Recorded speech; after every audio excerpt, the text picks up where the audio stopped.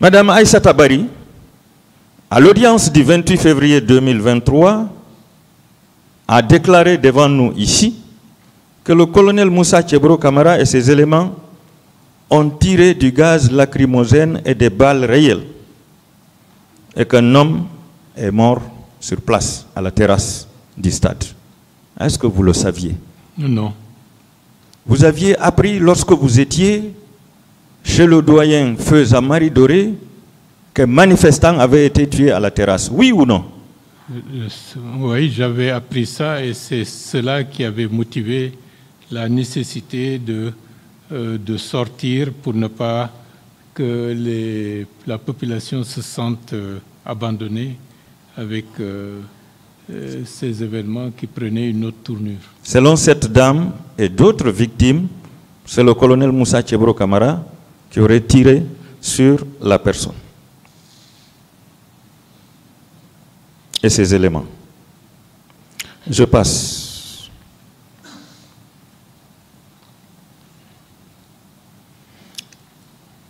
Après avoir massacré les manifestants, il était question de ramasser les corps et de les convoyer d'abord dans les camps. Je vais parler du camp Alpha Yaya Diallo et du camp Almami Samori Touré, puisque c'est ça la réalité. Tous les deux camps ont reçu des camions contenant des corps. Monsieur Abdul Rahim Diallo, sur la côte 11-12, a déclaré dans son PV du 6 novembre 2012 que le colonel Moussa Tchebro Camara a participé au convoi des corps. Est-ce que vous le saviez? Non. Est-ce que nous ne devons pas lui demander des comptes sur la disparition des victimes? Affirmatif.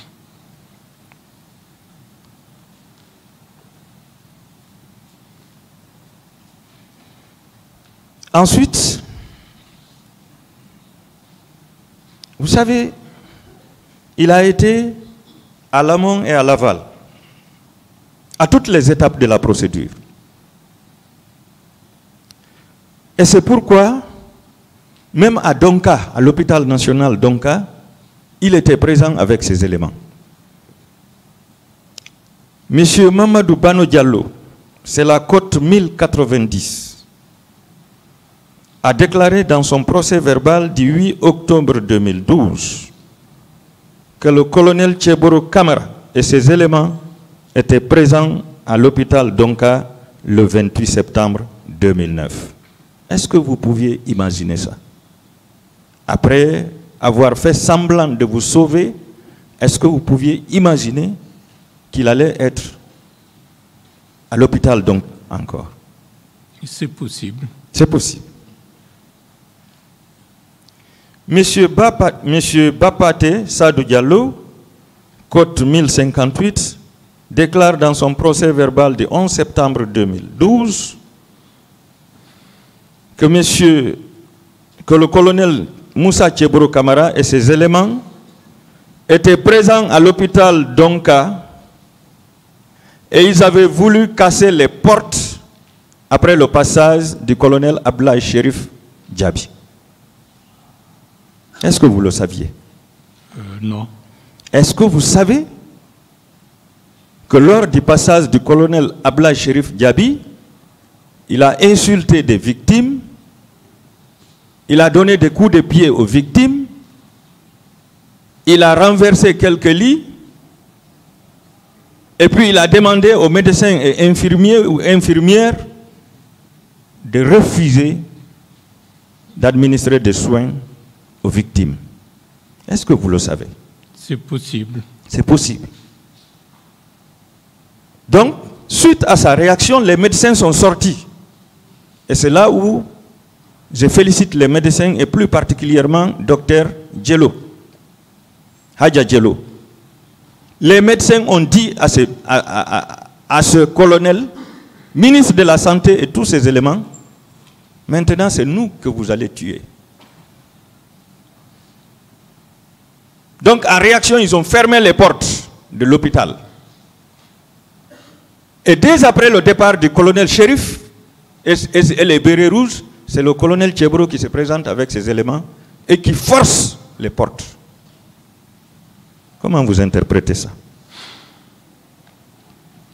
Difficile à imaginer. Difficile à imaginer.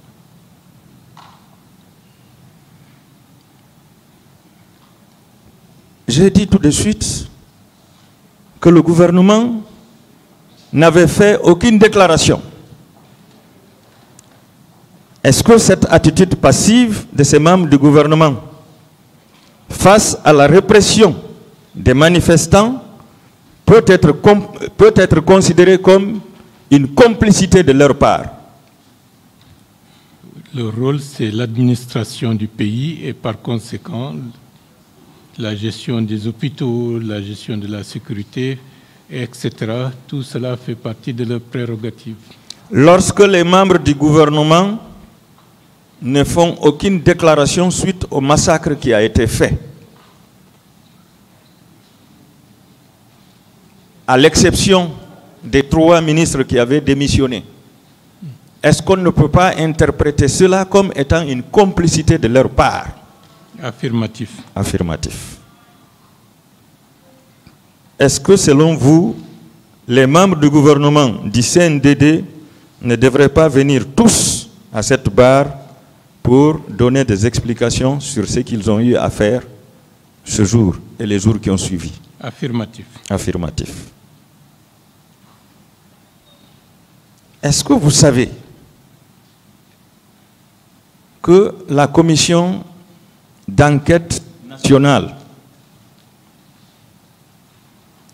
dont se félicite le capitaine Moussa Dadis Camara d'avoir mis en place cette commission, est-ce que vous savez que le capitaine Moussa Dadis Camara n'avait pas daigné se présenter devant cette commission pour être entendu? Non. Est-ce qu'il ne devait pas être le premier à être entendu par cette commission en tant que père de la nation? Affirmatif.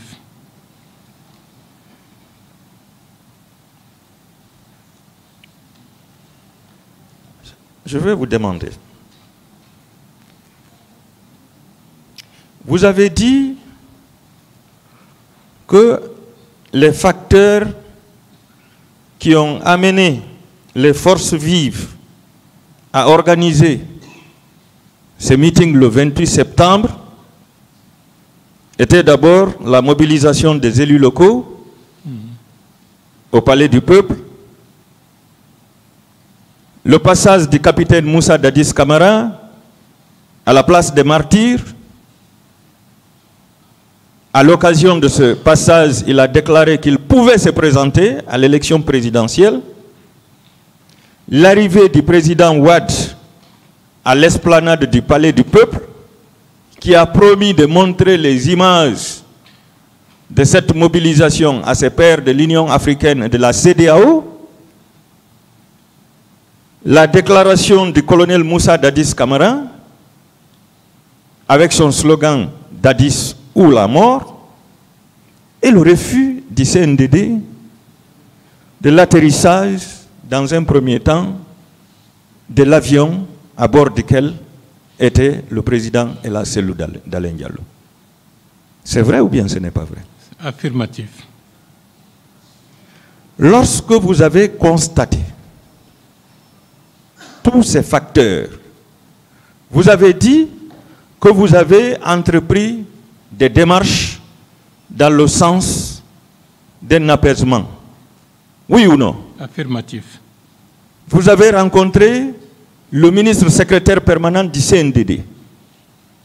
Affirmatif. Et vous avez tenté de rencontrer le président Moussa Dadis Camara même. Affirmatif. Mais malheureusement, personne ne vous a regardé. Affirmatif.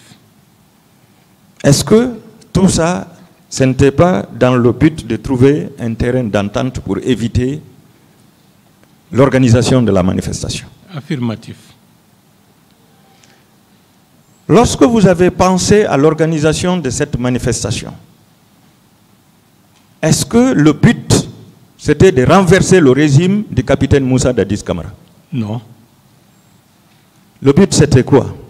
Simplement de montrer par la mobilisation massive de Guinéens et de Guinéennes que la légitimité était du côté des forces vives nationales qui disaient non à la dictature et oui à la démocratie. Non à la dictature et oui à la démocratie. D'accord. Vous avez dit ici que lorsque vous vous êtes retrouvé chez Feu Jean-Marie Doré, paix à son âme, vous avez constaté qu'il était réticent. Est-ce que vous savez que Feu Jean-Marie Doré avait été menacé la veille de la manifestation? C'est possible. Est-ce que vous savez que le 27 septembre 2009, Feu Jean-Marie Doré avait rencontré M. Papakoli Kourouma à l'aéroport en présence du général Sekouba Konaté et du ministre Al-Husseini Makanera Kake? C'est possible. Et que M. Papakoli Kourouma lui a dit, si vous sortez, on va vous massacrer. C'est possible. Voilà. D'où la réticence de Feu Jean-Marie Doré. C'est légitime. Voilà. Est-ce que vous savez que c'était une menace? Affirmatif. Est-ce que vous savez que cette menace a été mise à exécution? Affirmatif. Est-ce que toutes ces personnes ne devraient pas être devant la barre ici pour s'expliquer? En toute logique, oui. Malheureusement. Nous avons demandé. Nous espérons que le tribunal va nous entendre. Vous avez affirmé ici que lorsque finalement il a été accepté que le président El Selou Dalein Diallo, le président de l'UFDG, rentre à Conakry, ce jour, la foule s'était massivement réunie. Et que le colonel Tchéboro Camara et ses éléments ont réussi à encadrer cette foule jusqu'au siège de l'UFDG. Oui ou non? Affirmatif. Alors, je voudrais savoir,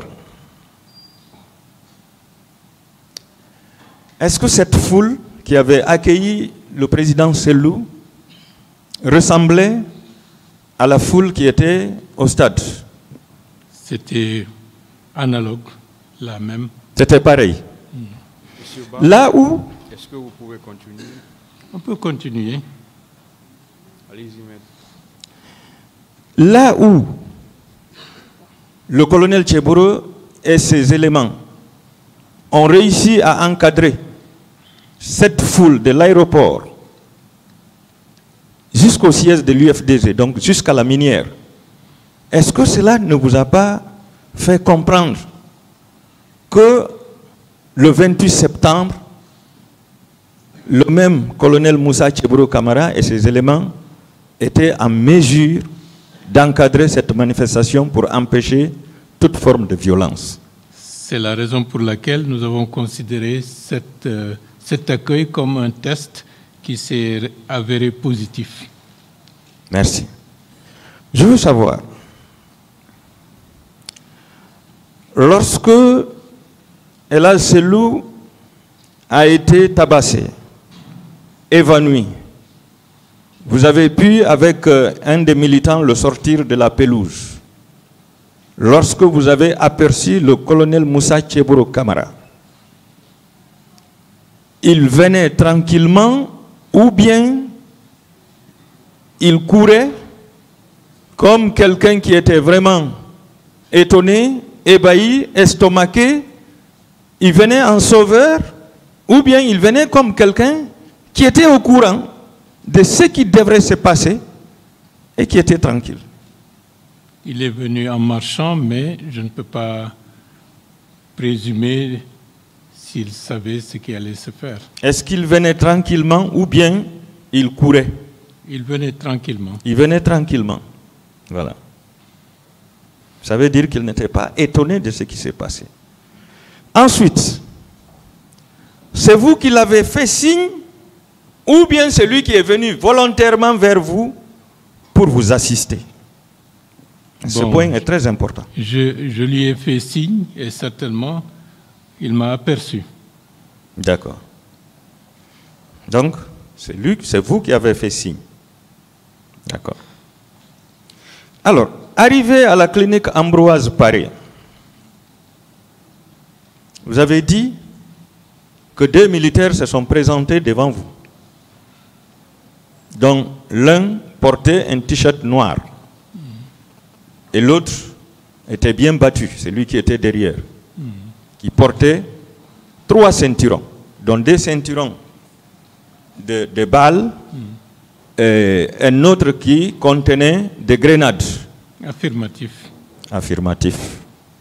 Est-ce que vous savez que M. Sidi Touré a déclaré dans son PV d'audition qu'il s'agissait de Marcel Guilavogui? Je ne savais pas. On vous informe.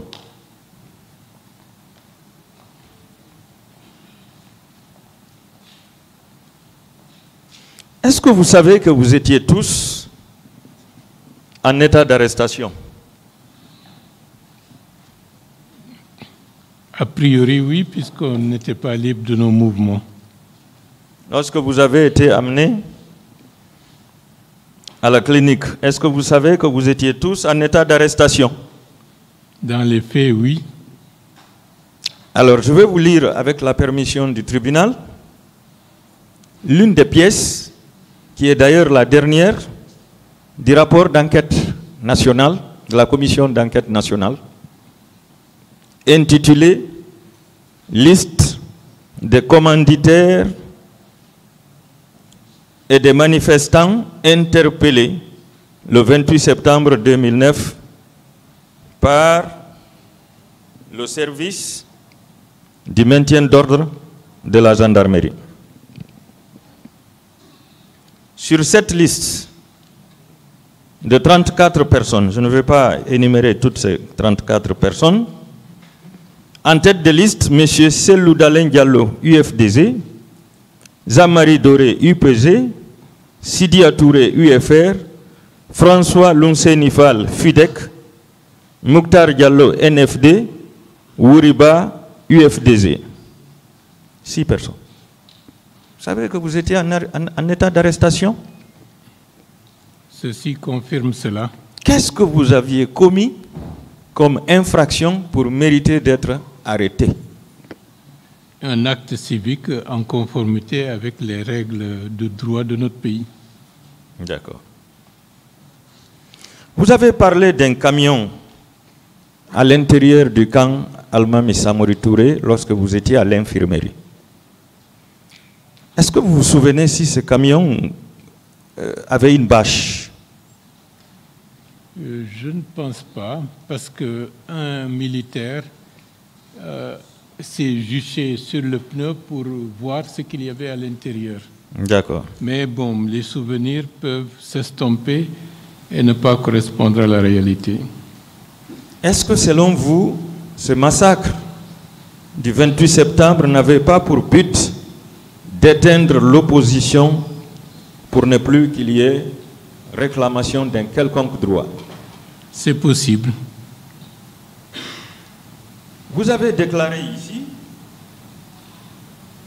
que suite au massacre de 1992, lors d'une réunion de réconciliation, les représentants de l'armée avaient présenté des excuses publiques à la nation pour s'engager que de tels événements ne vont plus se reproduire. Le massacre du 22 janvier 2007. À 22 janvier 2007.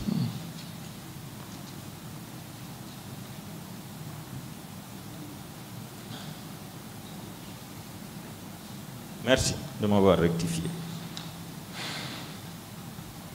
Est-ce que, selon vous, ce massacre du 28 septembre n'est pas une récidive?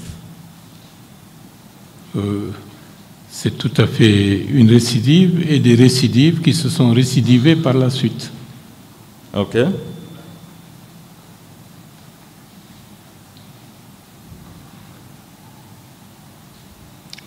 Alors, s'il y a eu mort d'homme et viol au stade, est-ce que cela n'est pas dû à la négligence du pouvoir en place, notamment du service du maintien d'ordre? Je vais parler de la gendarmerie et de la police.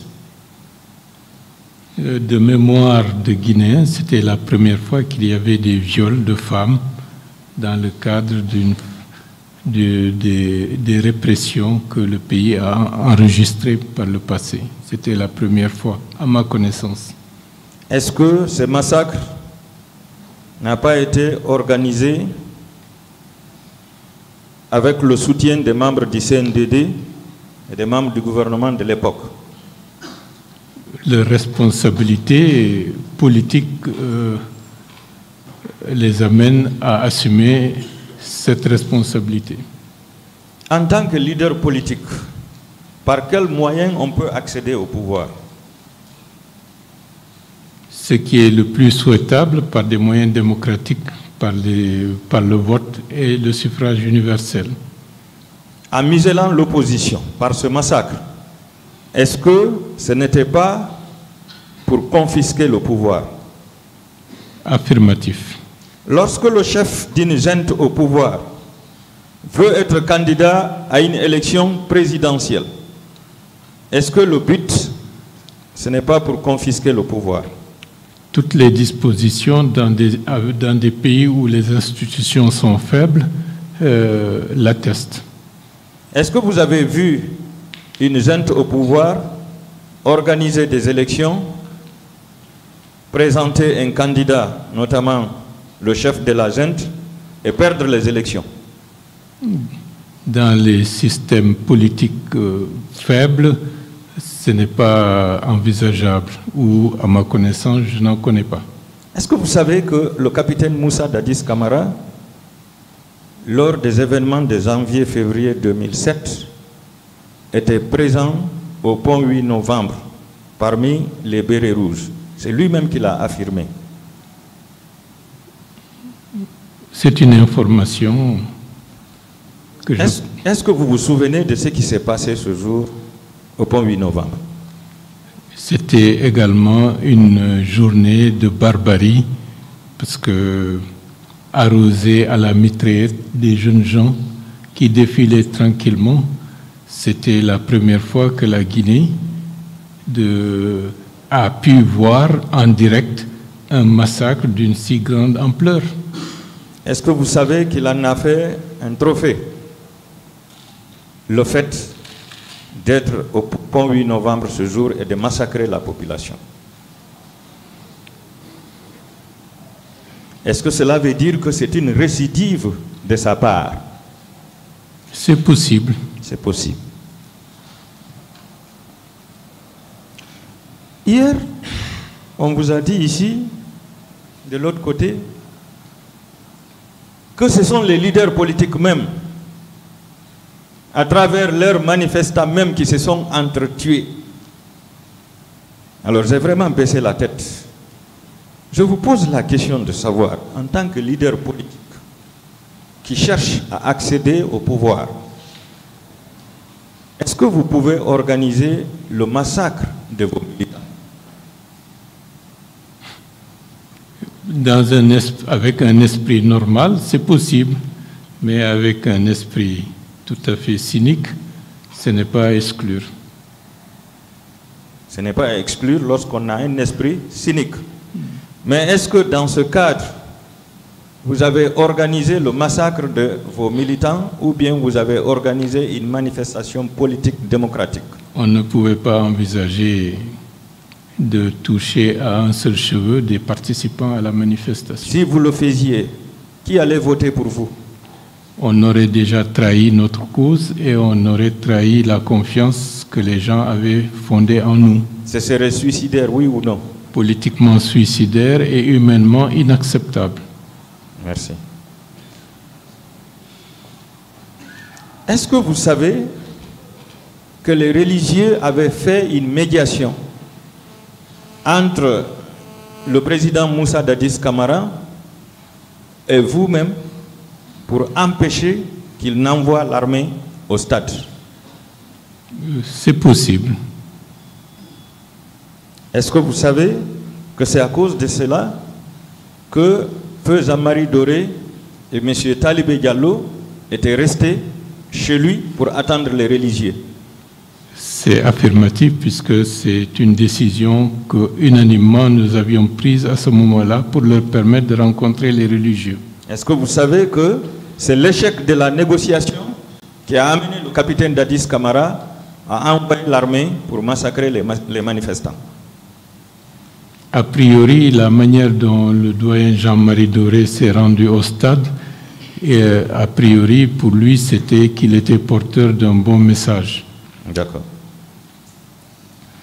Est-ce que les bérets rouges, chargés d'assurer la sécurité du président et de sa famille, pouvaient sortir, selon vous, de la présidence, armés jusqu'aux dents, avec tout le dispositif, venir au stade, tirer sur la population pendant des heures sans avoir obtenu l'ordre du président? Affirmatif. Est-ce que c'est possible? Est-ce que c'est possible qu'ils quittent lourdement armés et qu'ils viennent faire ce qu'ils ont fait, commettre tous ces crimes sans l'ordre du président? Ce n'est pas envisageable. Merci. Est-ce que vous savez que, exceptionnellement, les bérets rouges relèvent exclusivement de l'autorité du président? Je vais parler de la garde présidentielle. C'est possible. Voilà. Alors, selon vous, est-ce que ces bérets rouges pouvaient quitter la présidence, abandonner le président, pour lequel ils devraient assurer la protection, venir massacrer la population sans l'accord de leur patron? Ce n'est pas possible. Ce n'est pas possible. Est-ce que vous savez qu'en plus de l'ordre donné, le président n'a apporté assistance à personne pour arrêter le massacre durant toute la journée? Affirmatif.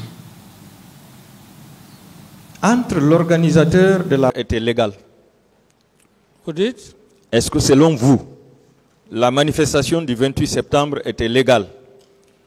Du moment que l'autorité avait déjà pris la décision de faire de cette journée une journée historique, qui n'est ni pour moi, qui est pour toute la nation, si cela s'est passé, j'estime que c'est à la Cour d'apprécier. Vous n'avez pas de réponse. Est-ce que vous savez que les forces vives avaient adressé un courrier à monsieur le maire de Dixine en date du 23 septembre 2009 pour l'informer de l'organisation des meetings au stade du 28 septembre? Est-ce que vous êtes au courant de ce courrier? Non. Vous n'êtes pas au courant? Non. Est-ce que vous savez que le maire ne s'était pas opposé à la manifestation? Oui, comme vous le dites.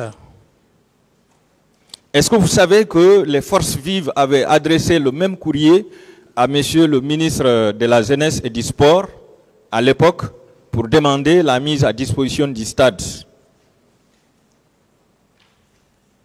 Je n'ai pas vu cette correspondance. Vous n'êtes pas au courant? D'accord. Je vous informe que le ministre du Sport n'avait adressé aucune réponse face à cette demande. Est-ce que, avec la délégation de pouvoir, vous n'avez... Non, ce n'est pas la question.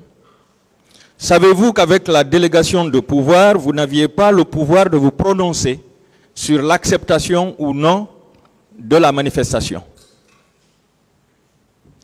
Vous parlez de délégation de pouvoir. C'est votre conseil qui a Oui, s'il vous plaît, maître. évoqué ça ici. Mais s'il vous plaît. délégation du pouvoir, j'ai expliqué, un ministre, il est nommé par un chef d'État. Donc, un président ne peut pas jouer tous les rôles d'une nation, ne peut pas se substituer à la place du ministre de l'Éducation, du ministre de la Justice et de tous les départements. Voilà. C'est ce qu'on appelle délégation de pouvoir. Voilà. Parce que lui seul, il ne peut pas le faire, maître. Est-ce que vous savez que le maire est élu par le peuple? Oui, c'est ce que j'ai dit, maître. Voilà. Est-ce que vous savez qu'il relève des attributions du maire d'accepter ou de refuser une manifestation? Je suis d'accord. Voilà. Est-ce que vous savez que ça ne relève pas de vos attributions de refuser une manifestation en lieu et place du maire? Non, ici vous parlez des attributions d'un maire et les attributions, la décision d'un chef d'État. On n'est pas chef d'État pour un maire. On est chef d'État pour une nation. Vous C'est n'avez ce pas qu'il faut compris. savoir. Vous n'avez pas compris la question. Je dis bien, à partir du moment où il relève des attributions du maire d'accepter ou de refuser l'organisation d'une manifestation, est-ce que vous savez que vous n'aviez aucune attribution, aucun pouvoir pour s'opposer à l'organisation d'une manifestation en tant que chef de l'État? Je dis bien et je réitère, un chef d'État, ce n'est pas un chef de quartier. Il a les destinées d'une nation. Si il prend une décision qui va à l'intérêt supérieur de la nation, surtout comme je le dis par rapport à l'indépendance, l'indépendance a été chèrement acquise.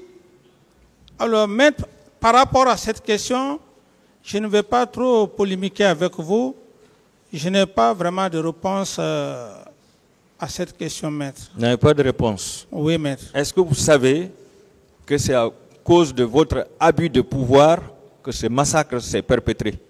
Non, pas un abus de pouvoir. C'est un abus de pouvoir parce que vous avez décidé dans un domaine qui ne relève pas de vos compétences, Monsieur le Président. Oui, s'il vous plaît, maître.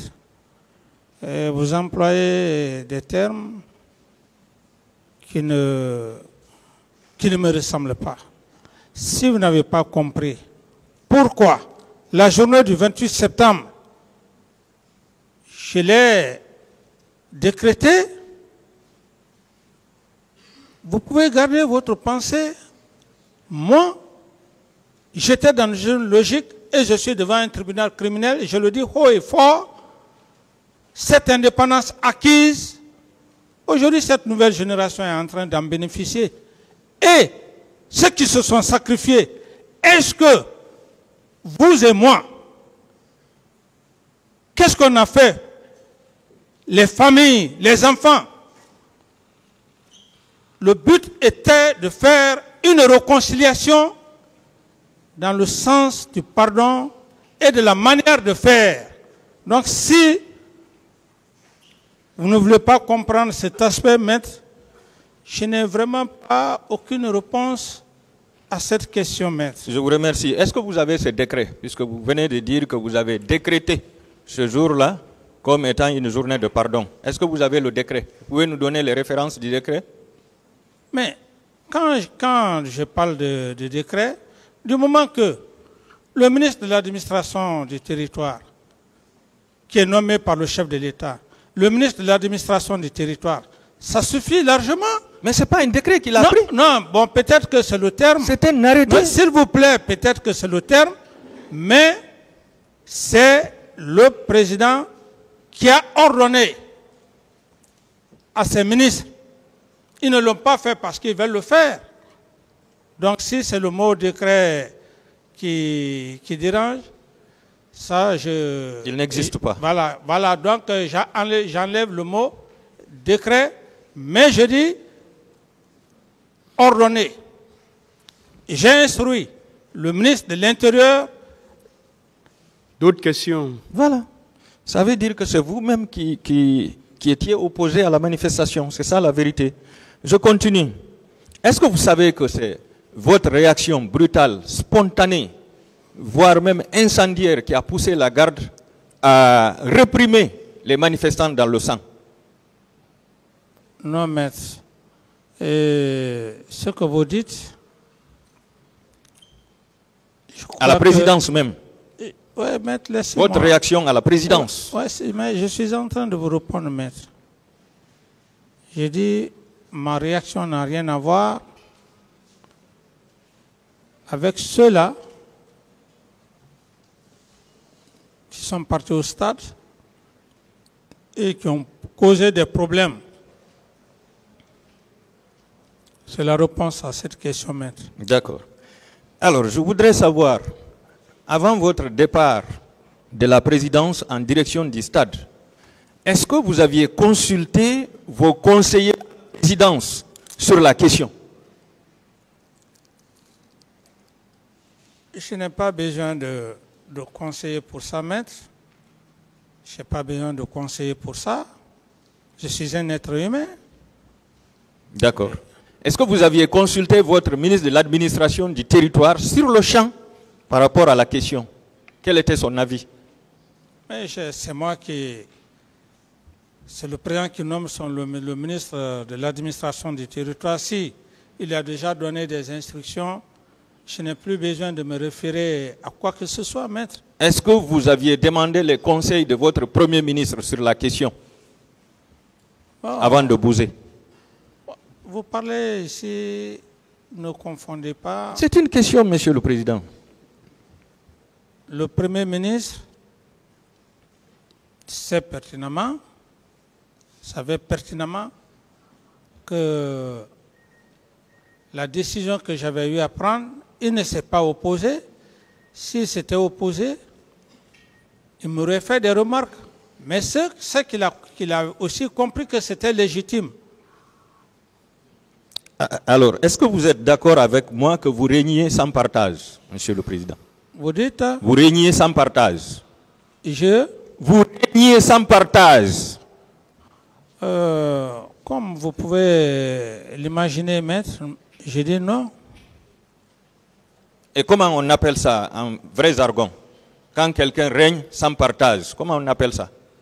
J'ai dit que non, maître. Cette question, je ne saurais vous répondre.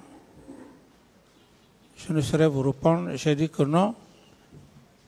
Je n'ai pas régné sans partage. D'accord.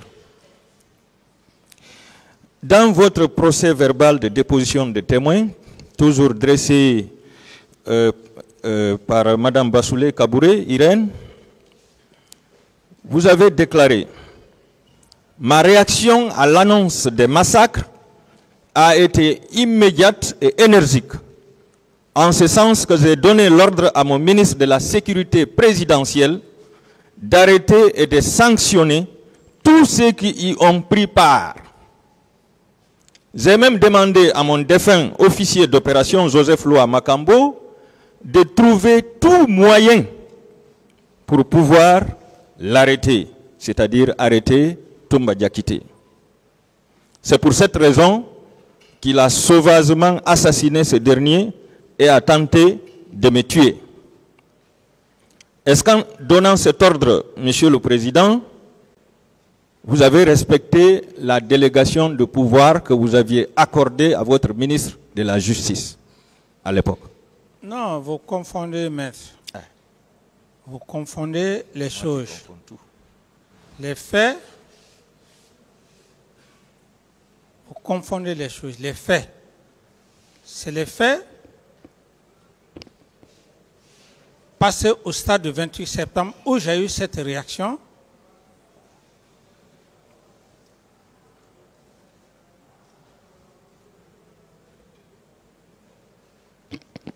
Vous avez fini?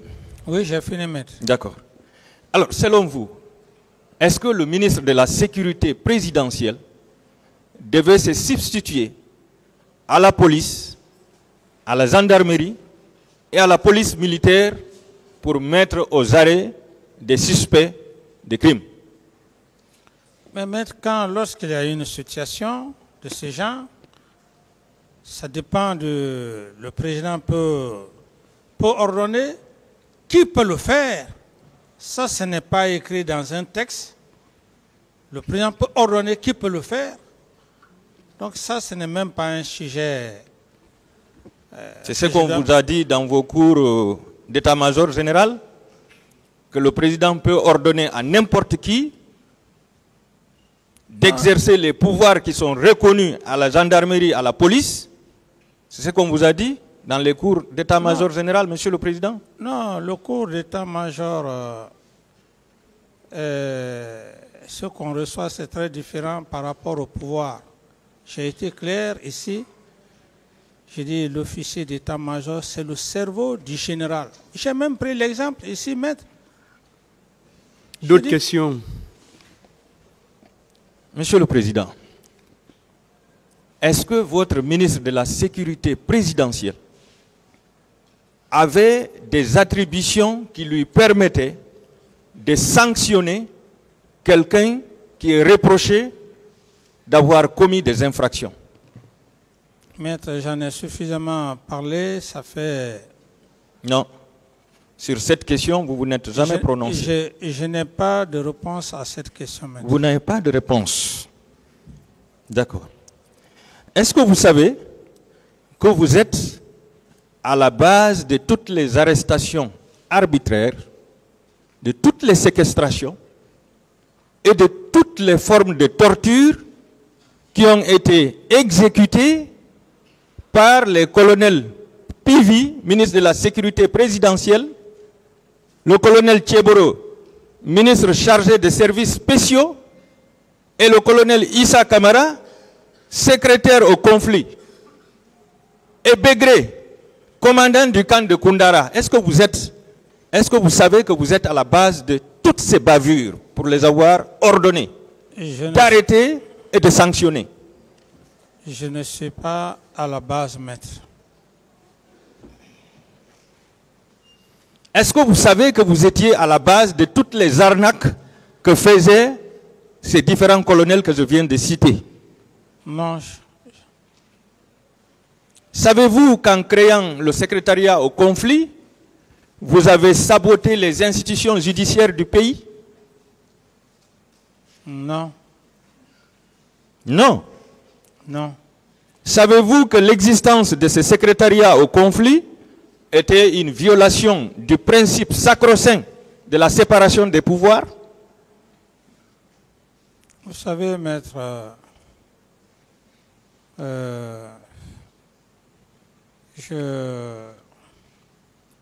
je suis dans des consignes, comme l'a fait savoir le procureur et le président, que je ne dois pas rester dans le cadre stricto sensu, mais dans le cadre stricto latus. Donc, ça veut dire quoi? Ça veut dire que vous parlez, vous prenez vos péchés par là, vous piochez par là. Je suis d'accord. Autrement, je vous aurais répondu de rester dans le cadre. Quelle est votre réponse par rapport à cette question? Non. Est-ce que vous savez, Monsieur le Président, que c'est avec vos interventions, vos interrogatoires musclés devant les caméras de la télévision nationale que vous avez autorisé tous les membres du CNDD à torturer les paisibles citoyens? Non. Non. Est-ce que vous vous souvenez que vous aviez dit un jour devant les caméras que les voleurs n'avaient plus de place dans les prisons guinéennes? Lorsque vous prenez des voleurs, tuez-les directement. Vous vous souvenez, Monsieur le Président? Vous êtes en train d'ajouter des idées qui ne viennent pas de moi. Est-ce que vous étiez juge en ce moment? Lorsque vous faisiez ces interrogatoires musclés, est-ce que vous étiez juge? Mais écoutez, maître, vous le saviez, c'est aujourd'hui qui est arrivé. Oui. Au moment où il y avait le grand banditisme, je crois que tous les Guinéens ont compris le rôle que le colonel Tébreux jouait dans les quartiers par rapport au grand banditisme. Je n'ai pas besoin de rentrer dans tous ces détails. Voilà. Si aujourd'hui est arrivé, donc ce que vous dites, maître, je vous dis juste de faire un peu, de revenir un peu en arrière. À l'époque, le banditisme, je crois qu'il était fortement combattu. Si vous ne voulez pas reconnaître aujourd'hui, parce que simplement vous cherchez des liens par rapport aux faits complicité et consorts. Donc, moi je dis que cette question, je ne peux mieux vous répondre pour vous satisfaire, maître. D'accord. Alors, pourquoi vous n'avez pas laissé la justice gérer le dossier du 28 septembre au lieu de décider d'aller d'en découdre avec les forces vives et les manifestants? Pourquoi? Maître, j'estime que vous êtes en train de revenir encore sur tout ce que j'ai eu à dire. J'ai parlé ici et le président m'a donné toute la latitude ici. Lorsque j'ai parlé de la commission nationale, les membres qui composaient, qui constituaient, le président m'a donné la latitude. À l'époque, le ministre de la Justice. Non, Monsieur le Président, je parle de la programmation. Au moment où la manifestation était programmée, elle n'avait pas encore lieu. Pourquoi vous n'avez pas laissé la justice gérer cet événement au lieu de décider d'aller d'en découdre avec les opposants? Programmation de quoi, maître? De la manifestation. Mais ce n'est pas le rôle, du ministre. Vous-même, vous avez parlé ici, ce n'est pas le rôle du ministre. Ce n'est pas le rôle du ministre de la Justice. Le ministre de la Justice ne peut pas se substituer par rapport à un problème de manifestation. J'ai parlé de la justice, je n'ai pas parlé du ministre. J'ai dit de la justice. Oui, la justice que vous Voilà, faites allusion. la justice. La justice que vous faites allusion. N'oubliez pas les procureurs qui sont là, ce sont eux qui doivent travailler. Oui, mais maître, certes que vous voulez que je revienne encore en arrière. La justice que vous êtes en train de parler, j'ai donné des instructions fermes au ministre de la Justice et il a appliqué, il a saisi la juridiction, il a saisi le procureur. Je n'ai après de la cour, bon, voilà, ça c'est, il a saisi le procureur, je ne sais pas, voilà. D'accord, je passe. Vous avez toujours dit et répété ici que vous n'aviez donné ordre ni au ministre de la Sécurité présidentielle, ni au ministre de la Sécurité, ni au chef d'état-major de la gendarmerie, ni au ministre chargé des services spéciaux à l'effet d'aller maintenir l'ordre au stade le 28 septembre et les quartiers environnants. Est-ce que vous savez qu'en tant que chef d'État, vous étiez le garant de la sécurité de tous les Guinéens? C'est la question. Oui. Vous le savez? Oui. Savez-vous qu'en s'abstenant à donner des instructions fermes pour assurer le maintien d'ordre, pour ne pas qu'il y ait de violences au stade, pour ne pas qu'il y ait de morts, autrement dit, encadrer les manifestants et assurer leur sécurité? Est-ce que vous savez que vous avez failli à votre obligation? Je n'ai pas failli parce que le maintien de l'ordre provient de la gendarmerie et de la police. est-ce que vous savez qu'en refusant de donner des instructions sur le maintien d'ordre, vous avez livré votre population au massacre et à tous les viols qui ont été commis au stade le 28 septembre? Mais maître, je pense que vous êtes en train de revenir toujours en arrière. J'ai été clair, j'ai dit lorsque la gendarmerie a pour mission régalienne le maintien d'ordre et la police, quel autre? Qu'est-ce qu'il faut? Donc c'est l'armée de l'air ou bien l'armée de terre que je vais déployer? Non, maître. Je vous prouverai que ce jour, vous avez demandé le retrait de la gendarmerie et de la police à l'enceinte du stade pour permettre aux bérets rouges, aux recrues, de perpétrer le massacre. Je vous donnerai, je viendrai sur ça. Alors, à l'audience du 10 janvier 2023, vous avez déclaré ici qu'en 11 mois, il n'était pas possible de mettre de l'ordre dans l'armée. Est-ce que vous maintenez ça? Mais ça aussi, ça, c'est clair. En 11 mois, même, ça dépend, ça peut même aller dans 2 ou 3 ans, 4 ans, 5 ans, 10 ans. Alors, selon vous, quelles sont les conditions qu'il fallait remplir pour mettre de l'ordre dans l'armée? Et en combien de temps?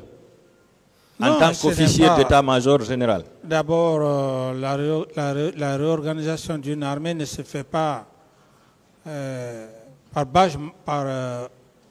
bague magique. Ça se fait progressivement. Chacun vient, il fait ce qu'il peut faire.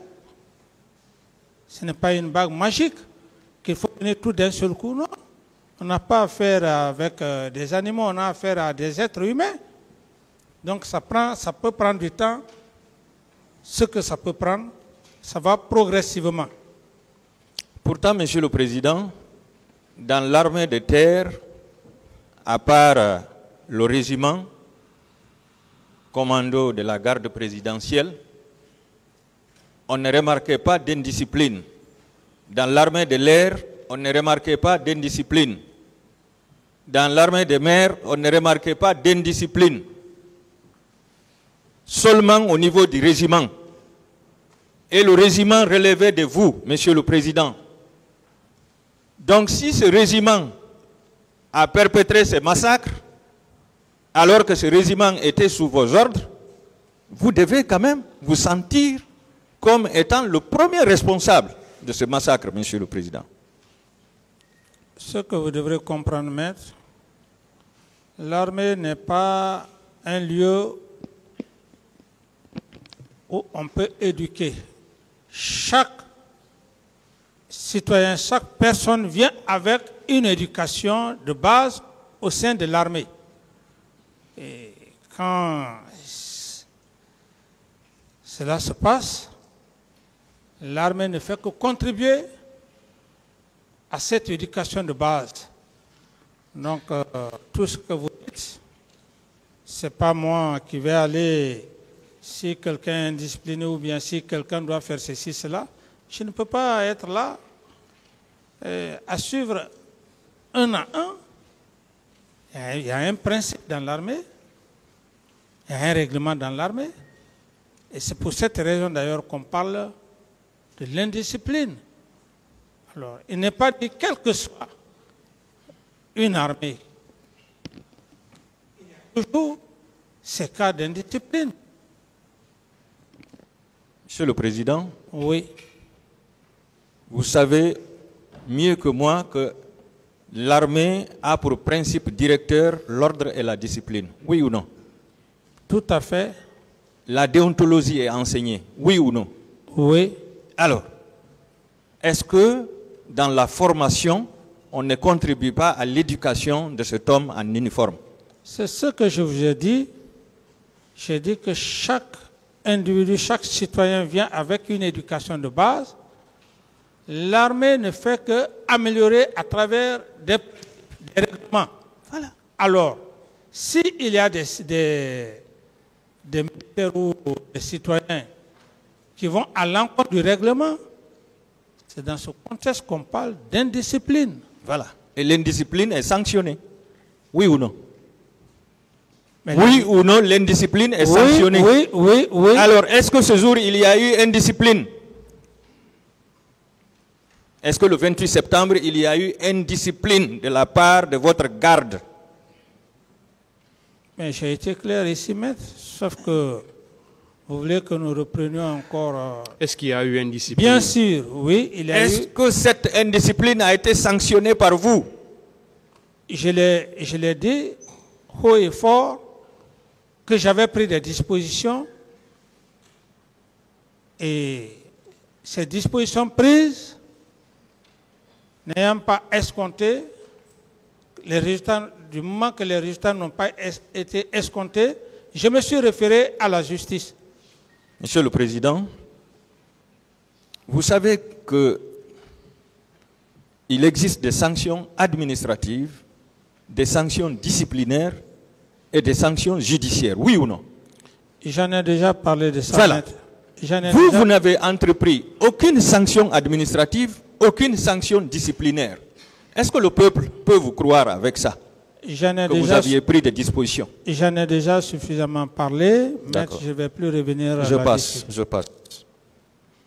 Alors, le 28 septembre 2009, entre le général Sekouba Konaté, le feu général Mamadouba Toto Kamara et le lieutenant Aboubakar Sidiki Diakité dit Toumba, et vous-même,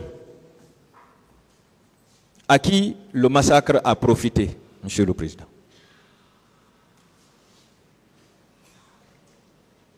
J'avais dit clairement, j'avais répondu et je n'ai plus de réponse à cette question. Vous n'avez pas de réponse à cette question? Oui. D'accord, le tribunal appréciera. La stabilité du pouvoir à l'époque était dans l'intérêt de qui entre ces personnes que j'ai citées? Et je ne saurais répondre à cette question maintenant. Vous ne saurez répondre en tant que chef d'État? Non, j'en ai suffisamment répondu ici, maître. Vous n'allez pas m'obliger? Non, pas du tout. Vous n'allez pas m'obliger, maître? D'autres questions, s'il vous plaît. Oui. Alors, puisque vous n'avez pas dit à qui le massacre du 28 septembre a profité, qui a été le perdant parmi vous? Et je ne sais pas. Vous ne savez pas. Oui. Il n'y a ni gagnant ni perdant. En s'abstenant d'envoyer des militaires au stade pour arrêter le massacre et conduire les auteurs au camp, vous aviez eu peur qu'il y ait un autre carnage en mettant face à face deux groupes de militaires. Est-ce que cela veut dire que l'âme d'un militaire est supérieure à l'âme d'un civil, Monsieur le Président? Je ne saurais répondre à cette question dans le sens dans lequel j'ai parlé. J'ai dit qu'il ne faudrait pas qu'il y ait ce jour encore d'autres dégâts collatéraux. L'âme d'un civil,